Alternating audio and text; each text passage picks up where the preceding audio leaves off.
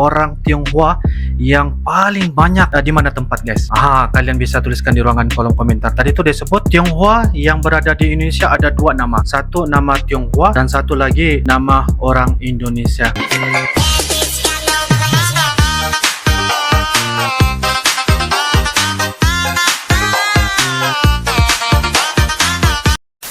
Halo guys, assalamualaikum warahmatullahi wabarakatuh dan salam sejahtera. Welcome back to my YouTube channel, guys. Nah guys, kali ini kita akan teruskan lagi dengan membuat bakalan video reaction mengenai tentang nasionalisme Chinese di Indonesia, ataupun lebih dikenali sebagai Tionghoa yang berada di Indonesia ketimbang tentang Chinese dari Malaysia. Bagaimanakah persoalan ya pada kali ini?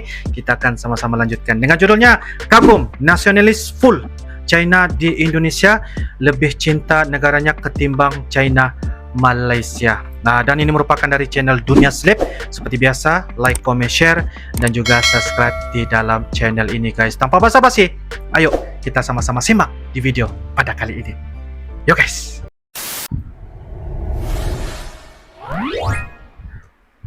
Dunia Slip, guys. Aku mau pulang ke Yes. rumah. Kira-kira lewat mana ya? Mau ke rumah? Mau pulang ke rumah? Lewat mana? Berapa bahasa? Hah? Oh, bahasa pasar. Bahasa pasar also kan? Saya sudah lapar. Nak pergi makan tak? Okey. Mengapa orang China Indonesia dan Malaysia beda? Ini jawabannya. Indonesia memiliki lebih dari 300 kelompok etnik atau suku bangsa. Terdapat 134.000 suku bangsa di tanah air. Pembagian kelompok suku di Indonesia tidak mutlak dan tidak jelas. Hal ini akibat dari perpindahan penduduk, percampuran budaya, dan saling mempengaruhi. Berbagai suku yang tinggal di Indonesia, kita tetap menyebutnya sebagai bangsa Indonesia. Bahkan orang-orang Tionghoa, Arab, India yang tinggal di Indonesia tetap saja disebut orang Indonesia. Beda dengan Malaysia, sebagai Cina bangsa disebut Indonesia. bangsa Cina, India disebut bangsa India. Begitu juga Melayu disebut bangsa. Indonesia pasti akan tersinggung kalau merasa dilecehkan kalau ditanya, kamu bangsa apa sih? Cina-Cina yang tinggal di Indonesia, mereka tetap mempunyai jiwa nasional yang tinggi di bawah bingkai NKRI. Sejarah mencatat, Sumpah Pemuda tahun 1928 telah menyebutkan berbangsa satu, bangsa Indonesia, diperkuat dengan semboyan Bhinneka Tunggal Ika. Orang Tionghoa Indonesia kalau ditanya berasal dari mana, mereka akan jawab dari Indonesia. Kalau di Malaysia, mereka akan jawab orang Cina dari Malaysia. Karena orang Tionghoa Indonesia banyak yang sudah tidak tahu bahasa moyangnya lagi, kecuali orang Cina dari Malaysia, yang dari Tanjung Pinang, Riau atau Kalimantan Barat. Karena hal ini membuat orang Cina Malaysia kaget dengarnya. Di Malaysia, orang Cina berbahasa Melayu patah-patah atau tidak lancar. Mereka terbiasa menggunakan bahasanya sendiri dengan berbagai dialek. Berbanding terbalik dengan orang Tionghoa di Indonesia, mereka bahkan punya dua nama dan Cina. Bahkan saat mereka sekolah pun mereka mengikuti nama-nama di Indonesia. Orang bermakna, guys, di Tionghoa yang berada di Indonesia ada dua nama. Satu nama Tionghoa dan satu lagi nama orang Indonesia. Bahkan kalau ditanya, apakah kamu ini bangsa dari mana? Dan tetaplah mereka mengatakan, orang Tionghoa ini mengatakan, kami adalah bangsa Indonesia, guys. Wow. Cina di Malaysia menggunakan nama dari leluhurnya. Karena itulah jiwa nasionalisme Tionghoa Indonesia daripada orang Cina Malaysia. Halo. Guntur. Guntur siapa? Macan Tante. Macan. Sudah banyak bukti nasionalisme orang Tionghoa. Di dunia militer ada Laksamana Muda John Lee. Susi Susanti, ya. Ada Teteh Susi Susanti. Mereka sangat idealis, lahir besar dan mati di Indonesia. Orang-orang Tionghoa di Indonesia tetap berkomitmen. Indonesia tanah Saya adalah orang mereka. Indonesia. Selamanya saya orang Indonesia. Perbedaan orang Chinese Malaysia dan Indonesia pun kerap menjadi diskusi warganet. Menjadi Netizen diskusi. Malaysia mengungkapkan banyak perbedaan antara Cina, Malaysia dan Indonesia. Jika perayaan keagamaan seperti perayaan Tahun Baru atau Imlek, Cina, Malaysia dan Indonesia jelas sama. Iya. Namun yang membedakan antara Cina dan Malaysia dengan kaum Tionghoa di Indonesia adalah pada penguasaan bahasa resmi atau dalam bahasa Malaysia sebagai bahasa kebangsaan. Ada sih yang di chat awal-awal doang. Gak lama kemudian mereka nggak read kita lagi, mereka nggak balas chat kita lagi. 母亲是在哪一个学校教书？是马来学校吗？马来学校，马来学校的小学，他应该有他自己的想法。我觉得因为华小比普通的马来学校。 Ini menjadi diskusi penting bagi kalangan orang Malaysia. Apa sih rahasia sukses Indonesia melakukan asimilasi antara penduduknya? Oke. Tak jarang mereka jadikan contoh jika Cina di Indonesia lebih cinta kepada negara yang ditinggalkannya. Karena kecintaan terhadap Indonesia, maka tak jarang kita melihat orang-orang Cina yang pulang ke negara asalnya. Mereka masih melestarikan budaya Indonesia. Bahkan makanan-makanan Indonesia pun tetap mereka promosikan di luar. Iya. Walaupun mereka duduk di China. Menurut data statistik di ASEAN, Indonesia berada di posisi teratas populasi terbanyak warga negara keturunan Cina yang mencapai angka 7,6 juta jiwa. Wih. Sementara di posisi kedua Thailand dengan banyak angka 7,2 juta, Malaysia dengan 6,9 juta. Kasus berikutnya, mengapa orang Cina di Indonesia terlihat fasih berbahasa Indonesia berbanding orang Cina di Malaysia? Oke. Etnis Tionghoa di Indonesia sudah menyatu dengan masyarakat lokal. Bahkan bukan hanya bahasa Indonesia yang mereka pelajari, bahasa daerah pun sudah fasih mereka berbicara. Benar.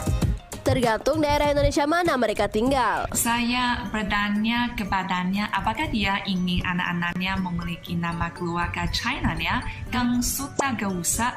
Itu tidak terlalu penting baginya.